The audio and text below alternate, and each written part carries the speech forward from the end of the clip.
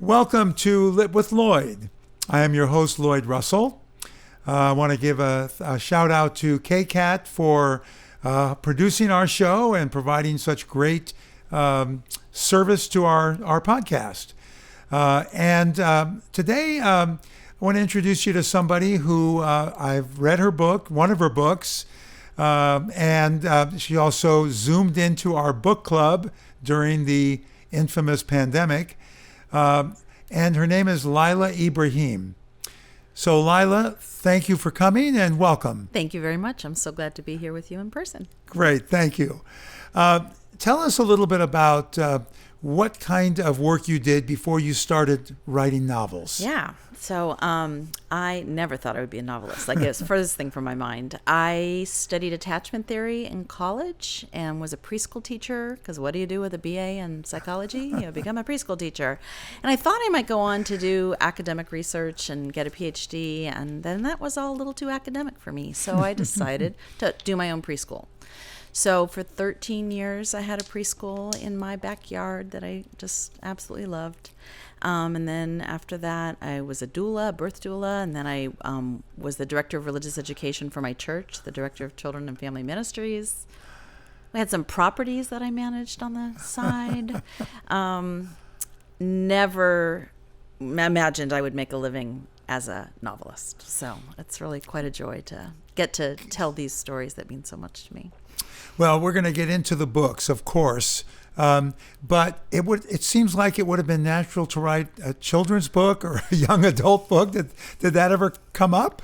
What's funny is I did write a few children's books. I really did. And I'm like, oh, those are in the back there somewhere. And I went to like a conference for like a children's book writers conference. And yeah, so it really is a surprise that I'm writing commercial fiction, basically. But I'm writing commercial fiction about mothering and about attachment and parenting and difficult situations and finding faith in the context of systemic oppression, basically.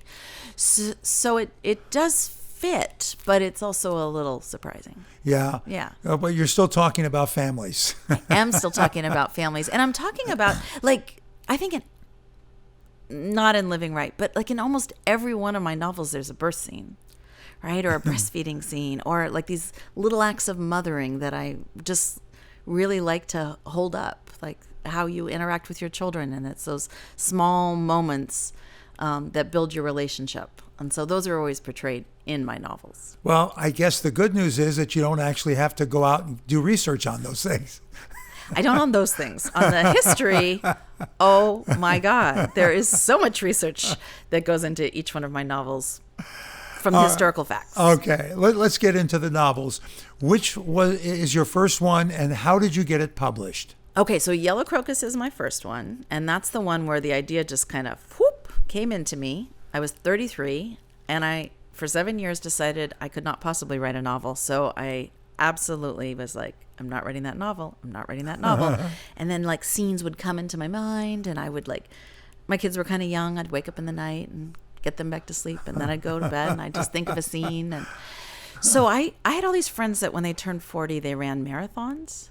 I'm like, I'm not running a marathon, but I'm going to see if I could maybe write that book, which now I was just crazy. So I started writing it when I was 40. Sent it to editors, sent it to agents. I had lots of friends read it. They were like, yeah, it's beautiful. My friends were like, fix this, change this, And in that long process, what I kept hearing from people, from like the professionals, was like, good writing, but nobody wants to read this story. Do you have anything else? And I'm like, I have this story. Like, this story tapped me on the shoulder and said, I have to be written. So there was a moment with one editor who basically told me why it was such a bad book. And as he's reading the end of the book to me, he starts crying. And like, he literally was so choked up, he had to stop reading. And he looked at me and he said, that's as good an ending as they get, isn't it? And I said, yeah, it's a really honest, heartbreaking, beautiful ending. And in that moment, I was like, I'm going to self-publish this. Like, it may not be what some editor in New York or San Francisco thinks a book should be, but I think there'll be some people who are glad for this story. So I self-published it using, it was CreateSpace, which CreateSpace Amazon then bought. And then as a fluke, I clicked Kindle. I'm like, for $80, I can make a Kindle version. I didn't know anyone who had a Kindle at that point, maybe one person. And then a couple years later, KDP, the Kindle Direct Publishing thing, kicked in, and I just ran with it. I think I got so many books out there because I would write to a lot of bloggers and I would offer to do giveaways, and I just kept pushing, just kept doing a little bit of marketing all the time. And then I hit the KDP thing just right, and they would allow you to give away books. So I gave away books for 5 days at the end of beginning of 2013, January of 2013, and 45,000 people downloaded my book. Oh my gosh, you're kidding. How did they even find it? Well, because of these programs. So it was one of the free books. It was like the beginning of the free book list. Whoa. And it had been on there for like maybe a year, 2 years by that point. 1 year at that point. But it had really good reviews. Like people were like, oh my God, this is the most beautiful story ever. And it has 4.7 stars. Like it got 4.7 stars when it was 50 books, and that never changed. And now I've sold 1 million of them. Whoa. So it's still 4.7 stars. So I kept using that program to help me just sell more and get it in front of people. And then an editor from Lake Union reached out to me and said, can we republish this? And I mean, it's kind of funny. Like I got a text, and it says, we love Yellow Crocus. And I'm thinking, okay, here I am getting some, scam email. And I open it up, and it's like, I just finished reading your book. We'd love to republish it. Would you talk with me? And I thought, and it was Amazon at the top of the heading. And I was like, can you believe it's such a tiny, tiny publisher that Amazon hasn't gone after them for using the name Amazon? And then I look them up and I'm like, oh, Amazon actually has imprints. I had no idea Amazon had its own imprints at that point in time. So I call him up, and he was such a lovely man, Terry Goodman, and he was just awesome to work with. And I really appreciate their publishing model. It's worked really great for me. So they republished it in August of 2014, and it has sold, like I said, 1 million books. Wow. In all different forms, right? In Kindle, yeah. Giveaways, and not the giveaway. But I make money under Kindle Unlimited, all these things. So yeah, they have been great to me. They didn't want my second novel, which was not quite right for them, and I respected that. But they asked if I had anything else, and I said, well, I was thinking of a sequel to Yellow Crocus, or a companion to Yellow Crocus, because it takes place like 20 some years after the end of it. So, or after the start of it. Yeah.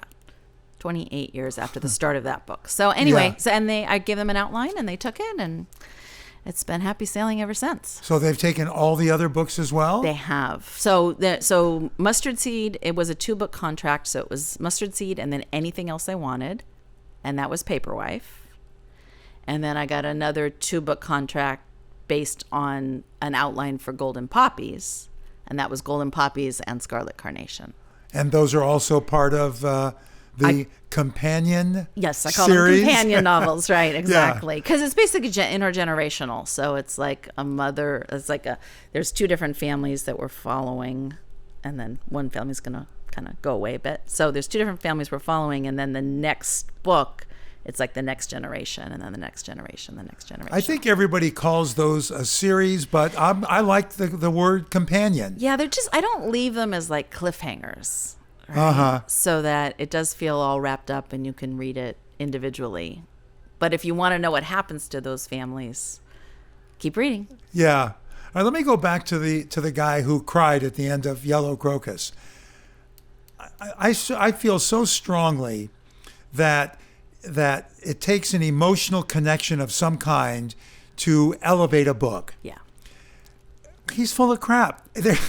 You don't cry unless the first part of it, or the first 90% of it led to the crying at the end. Exactly. So that's bogus. But anyway, it all worked out It just did. fine. It worked out great and gave me the courage to, jump into the self-publishing thing. And I'm just so grateful. Okay, so now Lake Union, it does them all? I've done all of them except for Living Right. Okay, Yeah. okay. Yeah.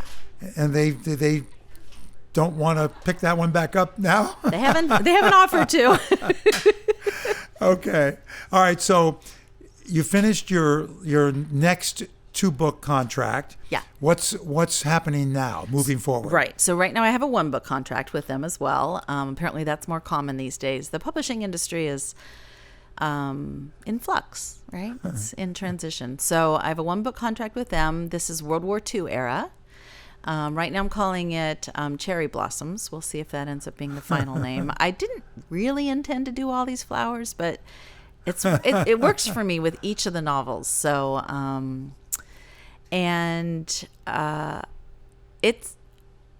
I think the interesting thing for me about being with World War II is there's an immediacy because my parents lived through that time.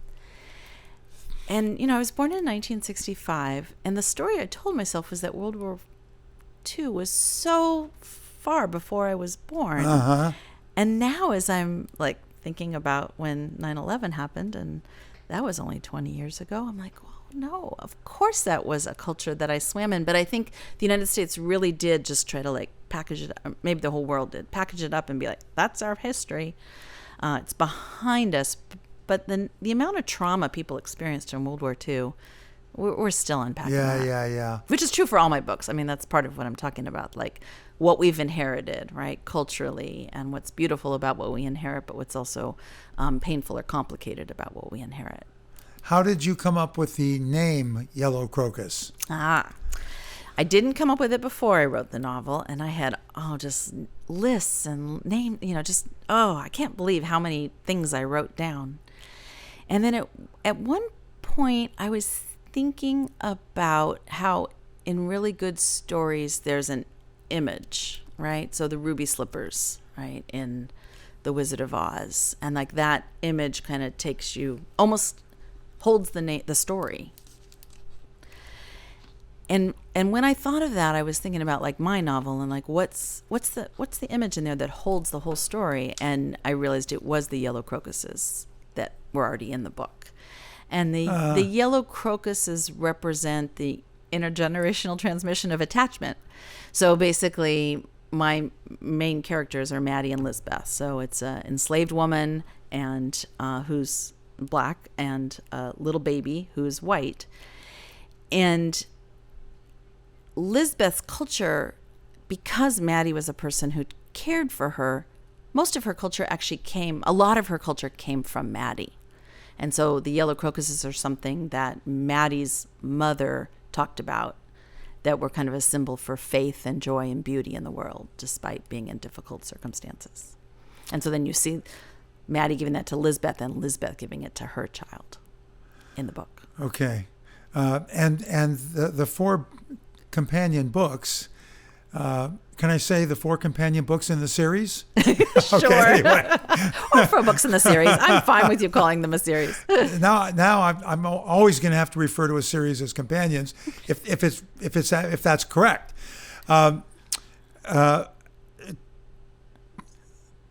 How did you pick all the different time eras, and how did you actually do the research? Did you do the research on site? And before you answer, we're going to take a quick break. We'll be right back.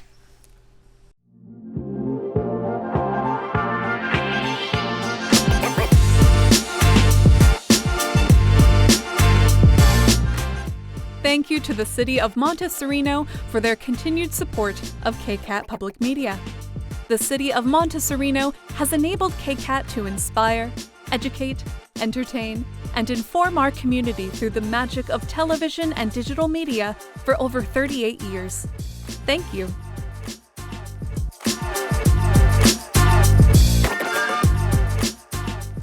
And we are back with Laila Ibrahim. So I asked a question right before the break.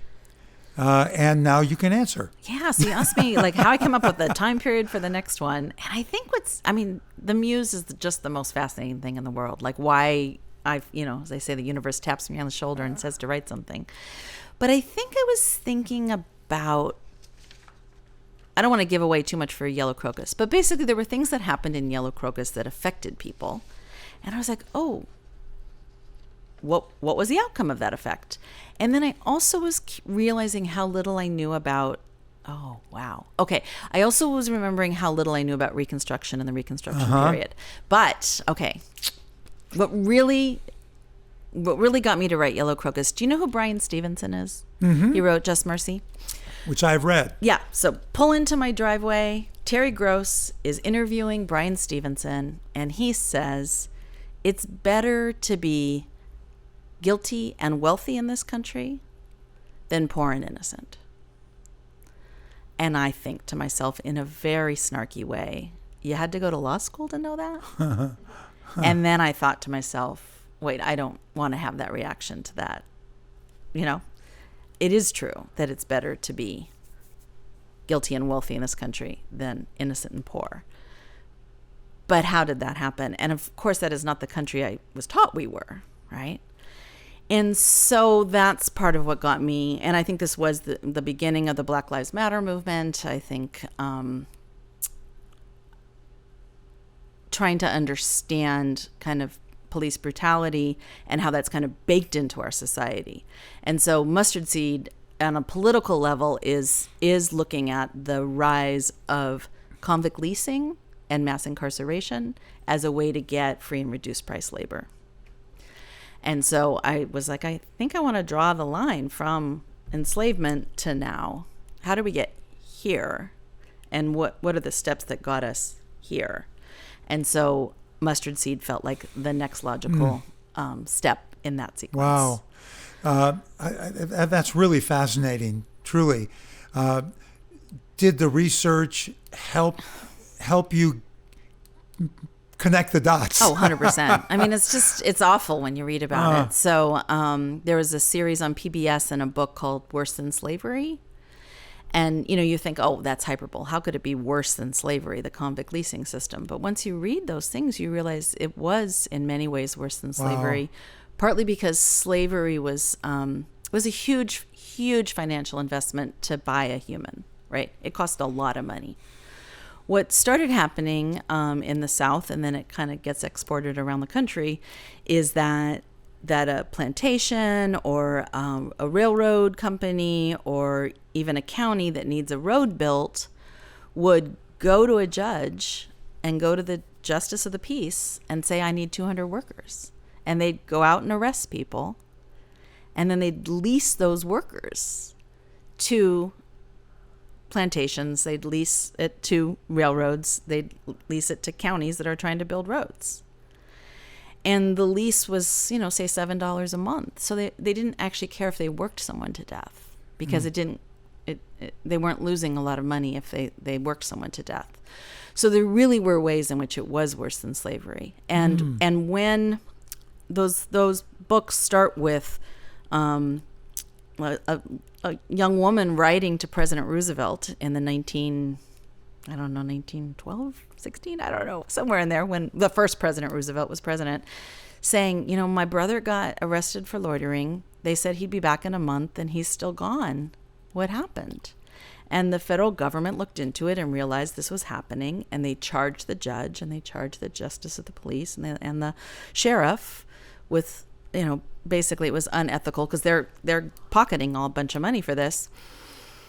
And then people were like, oh, it's happening in our county. It's happening in our county. It's happening in our county. And the federal government realized that if they shut this down, the whole economy would collapse because the economy in the South was based on having such reduced price labor.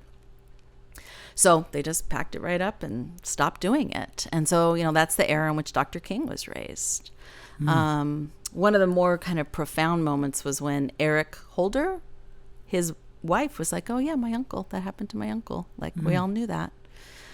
So it was very prevalent. And so I just kind of wanted to talk about how that affected one particular family. Wow.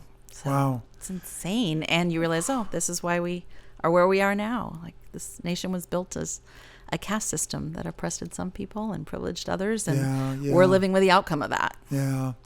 What book is that? What number book is that? That's Mustard Seed. And that's the second. That's the second in your companion series. The other two, were they 5 and 6? The other two in that Let's series? see. Yes. Yeah, they were 5 and 6. Okay. Yeah. So how did you end up writing 3 and 4 as standalones? Or 2 and 4, right? Because number 2 is Living Right. Oh, okay. Number 2 is Living Right, and then number 4 is Paper Wife. Okay. How did you do that? Yeah, so Paper Wife, I kind of love this story. I have a friend who said to me, I was in my mom's uterus on Angel Island. You should write my story next. After I'd written Yellow Crocus. She was probably 80 at the time. And I was like, I'm not writing your story, Dorothy. That's not how it works. And then I went to Angel Island. Have you been there, to Angel Island, the Immigration Detention Center? And I was like, wow, Yep. This is a story. And I hadn't heard it, right? I hadn't heard it from an individual family's life. I'd heard it, like I'd known about Paper Wives. I'd known this thing happened. But when you see, for me, what's interesting is the really small mechanisms of the systems that were put in place and then what people do to get around those systems. So I was like, oh, I've got that 2-book deal and I can write whatever I want. Wow. I think I'm just going to write a novel about that. And so I did, just started doing the research, and that was kind of fun. So for Yellow Crocus and Mustard Seed, my research was a lot of books and movies and whereas once I got to my later books, I can look at newspapers very easily and like read what people were actually reading in the town that I'm talking about. And there's even some video for like Paper Wife, like there was video from China that I could look at. So that was kind of cool to get into enough modern time period where I could both see I could see what the people who were having that experience saw, which I love. Wow. Your next book or your next couple of books, are they going to be companions or standalones? They are going to be companions. Both of them. I mean, they're going to both. I think all the rest are going to be companion at some level. So right now, the one I'm working on is the 1940s. So Scarlet Carnation is in the basically World War I era. And then the one we didn't talk about is Golden Poppies, which is in the 1890s. So I'm just kind of hopping forward every like 20 years or so. So World War II now, and then I'm going to do the 60s. So, and that one, it's interesting. I mean, I think it will be a companion novel, but it's also going to be my most personal. So it's interesting writing a character now who's a little girl, and I'm like, oh, and you're my mom.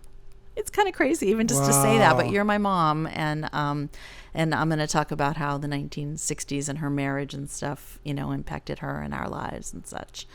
So it's going to be, it'll be interesting. Well, it sounds like you personalize your books to a certain extent. I do a lot. You can definitely tell what's happening in my life 100% by like what's in my books is going on in my life, like in that moment at some level. So what would you call your books historical fiction? Absolutely. Okay. Yeah, they're absolutely because fiction. they are all historical. You don't have any contemporary? Well, some would call Living Right contemporary. It was set in 2004, and I published it in 2015, I think. So that one's the most contemporary. But I'm planning to come to at least 2000, like to take the descendants of these characters all the way to the 2000s, though I might end up in 2020 because, man, COVID was so interesting. But what's interesting, when I was writing the last novel, the Spanish flu, right, the 1918 flu was happening. So I researched that all fall, and then in the spring I'm writing, and we're in the middle of our own pandemic, and I'm writing about that pandemic. So that was super interesting to have that mirror going on in my life. Well, it kind of seems like you won't have to do as much research if you write a book about the pandemic, because obviously it's always compared to the Spanish influenza. Yeah. Wow. So you've got a 1-book deal, and you're working on that one now. Yes. And what will happen after that? If if they give you another 1 or 2 book deal, will you automatically take it, or will you will. shop it around? You No, will. I will. Yeah, I've been very happy with them. They've been a great publisher for me. I really like their model. It works well for me. So, internationally, I've had other publishers. I haven't in the U.S. ever worked with a publisher. Internationally, I have. And there's things I really like about the non-traditional publishing model of Amazon. How many languages are your books in? I think 12, include English. It's crazy. My favorite cover is the Russian yellow crocus. No kidding. It's just beautiful. Yeah. And the, oh God, am I going to remember? I'm spacing on that. There's a language. No, I'm spacing. Okay. Yeah. Is every book in a foreign country have a different cover? Some of them have the same cover as each other because the Amazon Crossing did them and they chose the same cover, but none of them have the same cover as from the U.S. Okay. And some have completely different covers. And are all your books in e and audio? Yes.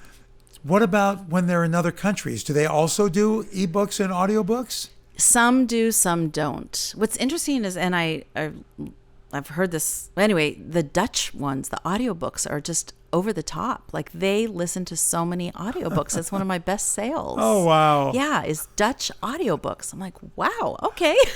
Yeah. I feel very strongly that people that listen to audiobooks are reading. Mm-hmm. And yet, I think a lot of people, it's kind of a little bit of a stigma that if you're listening to an audiobook, you aren't actually reading the book. And I think that's wrong. I think they're hearing a story. And to me, it's the story that matters. Yeah. I don't actually care that they're reading it with their eyes. I'm glad that they're experiencing the story I told.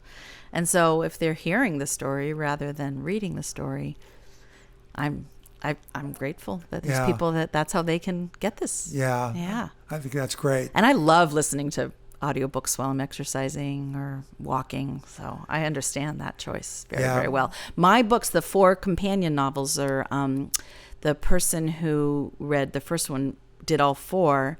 Her name's Bonnie Turpin, and she won Best Audiobook of the Year for Yellow Crocus. No kidding. Yeah, wow. way back when, in like 2015 or 14. And did your sales kind of jump up? Yeah, they were really good back then, though. My sales were crazy back then. There wasn't that much on the Kindle, so they'd run a special on it, and I'd sell 1,400 books in an hour. Oh, right? Wow. So they were it was amazing. So that's fantastic. Yeah. All right, so you're going to stay with Lake Union as long as they'll have me. As long as they want you, which I think is great. Yeah. But I've always been a little confused. Is it a combo of self-publish and publisher, or is it all publisher? Lake Union is all publisher. Okay. They're just a completely not traditional because they don't focus as much on bookstores as traditional publishers do. They're definitely focused on selling through the Amazon site, but you can get them through bookstores. Although sure. they do have the brick and mortar stores. They do, and people will send me pictures of my books from them, which I just love. So it's different than self-publishing through KDP, which is an Amazon company that you can use to self-publish, which is how I publish Living Right. It seems like a lot of authors do go through Lake Union. I don't know how many they have. Yeah. I've heard from other authors. I haven't done a count. Yeah. Wow. Yeah, their specialty is book club books. So you might actually attract authors who are like Lake Union authors because that's what they're going after is book club books. For that one, they have a number of imprints. Yeah. Okay. Yeah. All right. So I read, Paper Wife. Yeah. What do I read next? Oh, I always say start with Yellow Crocus. Okay. Although, and it's interesting. So I feel like Living Right is my poor little stepchild, and I'm still proud, right, that it sells and people love it. People have stronger feelings about it, I guess I would say. But I think Yellow Crocus is a really good way to go. And then if you like it, you want to know more about these characters, you just keep going. They're fast reads. All my books are fast. They're page turners about intense things. Okay. And the last question I have is, how do you dedicate your time to writing? Do you have a schedule? I do. Yeah, I've got it down to kind of a nice thing. When I first wrote Yellow Crocus, I had other jobs and my children were home, and I would go on retreats. So it was kind of the only way I could get stuff done. Now it's kind of embarrassing, except for the fact that I am productive. So I'm just gonna go with it. So I do my research, I outline the book, and then when I'm actually writing like the narrative of it, it's mostly comes out as screenplay. It's mostly dialogue, my first draft. And that draft, my dialogue first draft, I mostly write it in bed. Like I literally keep my computer by my bed. I like go to sleep and I think, okay, this is the next scene I want to work on. I let my brain do its magic, get my laptop, and write a scene 2, 3, 4, 5, whatever pours out that morning. I write until 11:30 most days. Then I get up, I have lunch, and then I get dressed. So it's a little odd, but that works. It works well for me. I can edit at 2 p.m. I can edit at 7 p.m. But like what I call like fresh creative writing just goes so much better if I do it almost in a dream state, like without having opened my email or talk to anyone. There may not be two authors that have the exact same routine. I know. And I think it's just fine tuning and knowing for yourself, like what works for you, what works for you, what works for you. Wow. All right. Well, that's going to do it for us. It was fantastic having you here. I'm really, really glad that you came. Thank you so much. I was so glad to be here. Thank you. So that'll do it for us today. We are closing the book on the podcast. I want to thank KCAT for, again, producing the show. I want to thank Laila for coming down to spend the time with us. And if you are interested in watching or listening to this interview or others, you can go on Lloyd.show and it'll direct you. So thank you all, and we'll see you next time.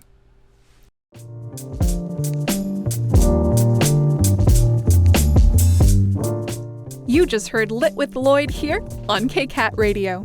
Explore all our KCAT original programming at kcat.org/radio.